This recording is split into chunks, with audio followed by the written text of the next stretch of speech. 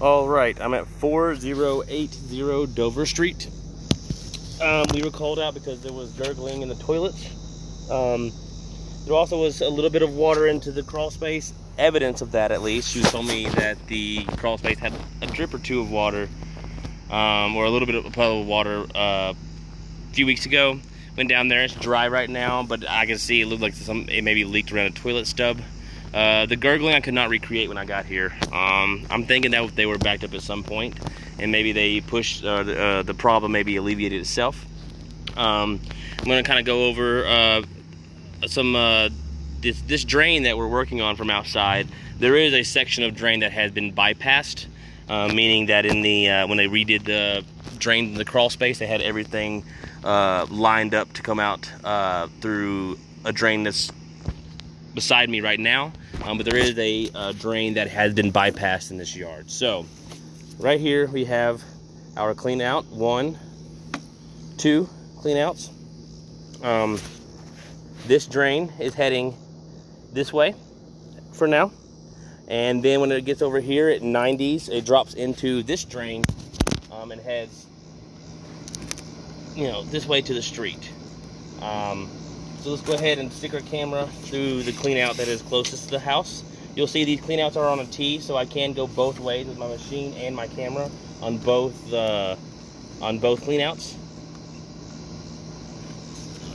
All right. Now we are heading down the drain, and as you can see, we will Y into a drain that is now heading out to the street on our north side. To the right of this drain right here, you can't really see it very well.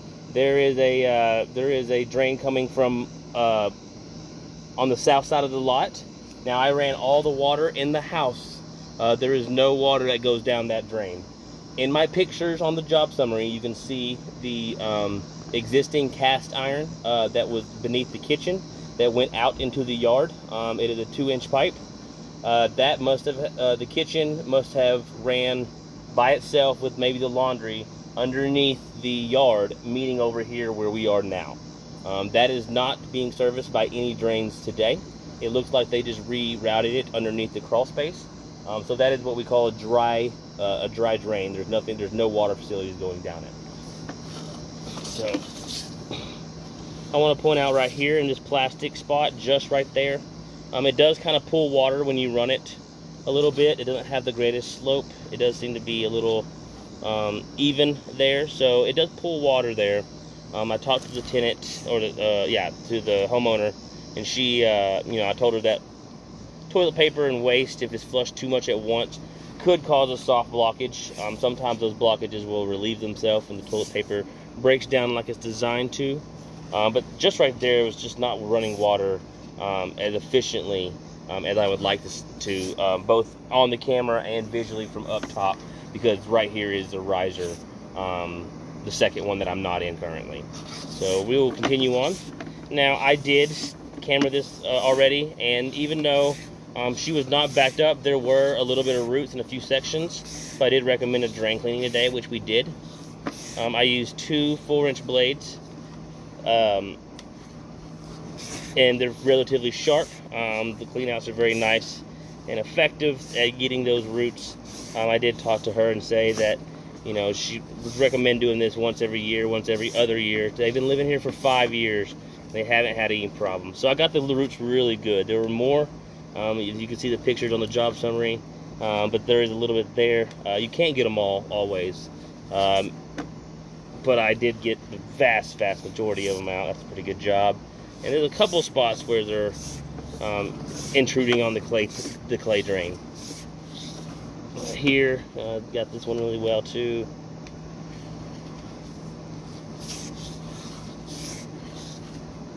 And right here, just a little bit of a lip there.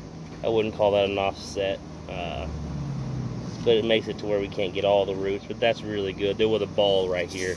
Again, I have a picture of it uploaded to the job summary.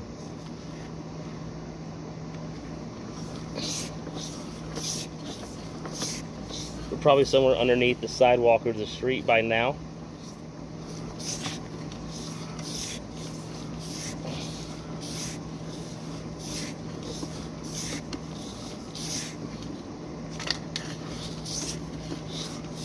Other than the root intrusion, you know, there is nothing wrong with this clay section pipe. It looks like it's all in relatively good shape. There's really no standing water. There's really no offsets, or cracks that I've seen on this video or the last. I got these roots pretty good. I'm proud of myself.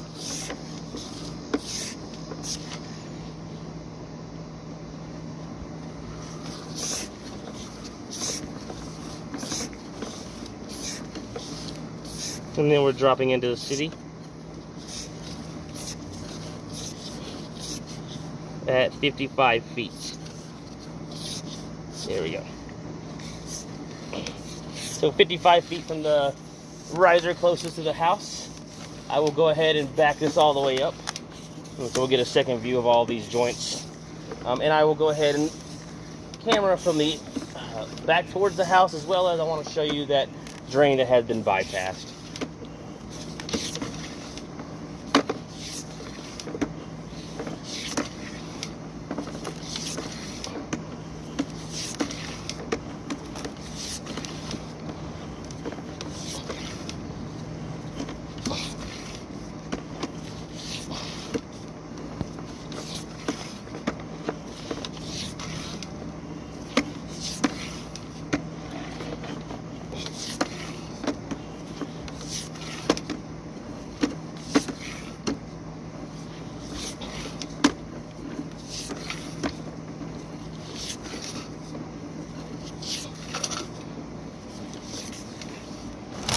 All right, now we're looking back into the riser again. So I'll try to aim my camera upstream just to give us a visual of the section of drain that's underneath the house in the crawl space. There we go.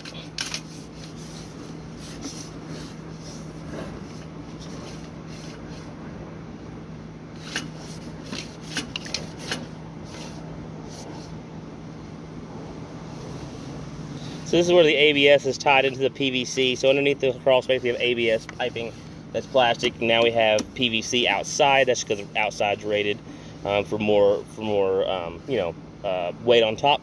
I'm not gonna be able to get my camera through here, but that is ABS right there. Or is that?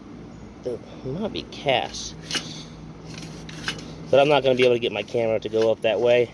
All the drains underneath the crawl space are new ABS, so it looked good. There were no active leaks. Everything was dry down there. All right, so here is the second clean out. The reason why they put in 2 is just for directional purposes and cleaning, but 2 is actually what they're supposed to do. So right now I'm aimed down the drain, so we've already seen this section. This is where I said that you know, there's kind of that low spot. That's kind of where we're at right now. So I'm going to push this camera upstream from here. Give me a second. Okay, so you see a little standing water. That was that low spot I mentioned. Okay, so the water that's coming from the house is coming to the right of your picture currently.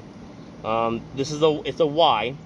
Now this drain, you can see a lot of sediment in there. The reason why is because this is dry. Nothing's going down there.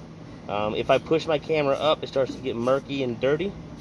And you will not be able to see anything at some point. But we keep going directional this way. And like I said, I ran all the water in the house. Nothing comes down this drain. And I want to point out that if there is a backup, that this drain has to fill up all the way, in addition to the rest of the drain that is being, you know, that is servicing the house. So if you have a backup, it might be a while before you see symptoms, because it's going to have to fill up not only the regular drain that it is servicing the house, but all this extra footage of so yeah, I'm just running into dirt, I think, or they capped it off at some point, so I'm not going to be able to go any further. It'll just get dirty. So again, like I said, this is all dry drain. If you do have a backup, this will fill up with water, so basically that'll just kind of inhibit you from seeing the backup as quick as possible. So it's very possible that the gurgling from the toilet earlier, which we're not able to recreate today, that is air escaping the drain because of the backup, and that any residual water in the crawl space might have been because of a backup leaking from around the wax ring. It sometimes happens when there's enough pressure on a backup. The tree roots, while present, were not your issue because they were not big enough to cause a backup by catching toilet paper. So, good information for the house is that we have a drain that is bypassed. If you ever have any service technician come out here and snake the drain, do not let them run from the clean out in the yard back towards the house, because they will run into some trouble. They can run out to the street from either clean out. That is accessible. I did both today. There is a 30-day warranty on the cleaning. It must be backed up to honor that warranty. I did talk to the tenant about wet wipes and feminine hygiene products, though they are not flushing them. I just advise not to ever start that up. And just be very mindful of toilet paper usage. The thicker it is and the more you use, the more it might be an issue. Particularly where that low spot is, and or the roots, if they grow bigger, will start to catch, acting like a filter. Rootex applications can be directly applied to these cleanouts, and is very advised for roots. But just remember to read the instructions to make sure you're applying enough and that you're doing it often enough as well. If there's any other questions, you can refer to the invoice. There will be a summary, a text version of this for our future techs can read it, as well as, if you just wanted to read it instead of hear it. There will be a video link, a second email, there'll be a video link for this video. If there's any other questions past that, give Garvin Sewer Service a call. My name is Caleb. Thank you very much.